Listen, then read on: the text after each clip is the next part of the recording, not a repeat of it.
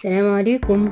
النهاردة هنتكلم عن واحد من أشهر الأدوية اللي بنستخدمها في علاج السكر من النوع التاني مش النوع الأول، أو للوقاية من مرض السكر إذا كان هناك مقدمات ليه سواء لوحده أو معاه أدوية أخرى من أدوية علاج السكر.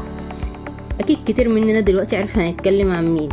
هنتكلم عن الميتفورمين اللي موجود في الصيدليات بأسماء تجارية مختلفة، منها ميتفورمين، سيدوفاج، كلوجوفاج، جلوجوفانس، ميبافاج وغيرهم من الأسماء التجارية. احنا قلنا ان هو بيستخدم للحالات اللي عندها سكر، وده لمنع تطور المرض لانه بيشتغل بكذا طريقة. اولا ان هو بيحسن حساسية الجسم الانسولين، وكمان بيقلل امتصاص السكر في الامعاء، وكمان بيقلل انتاج السكر من الكبد. النهاردة في الفيديو بتاعنا بقى هنتكلم عن استخدام تاني للميتفورمين ظهر مع الوقت ومع التجربة. استخدمته دكاترة النساء في متلازمة تكيس المبايض، فلقوا انه بيساعد على تنظيم الدورة الشهرية وبيحسن الخصوبة وبيقلل نمو الشعر الزايد. وكمان وده اللي كان اساس الفيديو بتاعنا النهاردة، انهم لقوا ان هو بيقلل من افراز الزيوت في البشرة، وبقت دكاترة الجلدية توصفه لعلاج حب الشباب المصاحب لحالات متلازمة تكيس المبايض.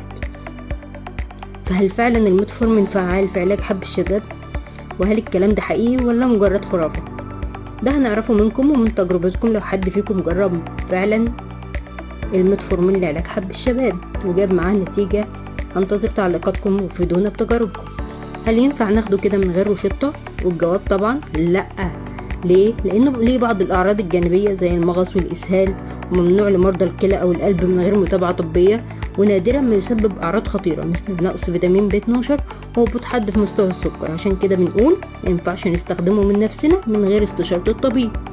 مستنية كومنتاتكم اذا كان حد منكم دكتور وصف له الميتفورمين لعلاج حب الشباب وجاب معاه نتيجة فعلا ولا ما جابش. عايزين نعرف منكم من تجاربكم.